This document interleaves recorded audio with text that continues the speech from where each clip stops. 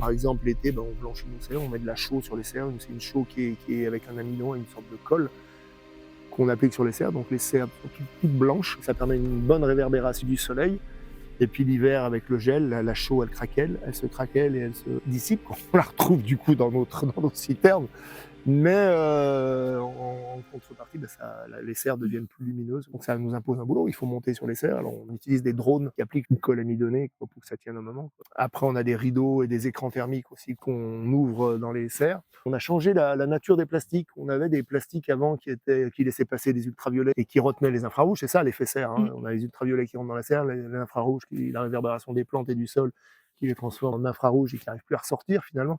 Et maintenant, on a des plastiques qui sont diffusants, qui laissent passer les ultraviolets, mais qui les dispersent mieux et du coup, Mmh. qui en rejettent une partie. Du Ouais. coup, on a une impression de chaleur plus tempérée dans la serre. Le spectre lumineux aussi est bien meilleur. On a des plantes qui sont plus colorées, qui poussent mieux. Et ça, c'est aussi des avancées technologiques qu'on voyait pas il y a encore quelques temps en arrière.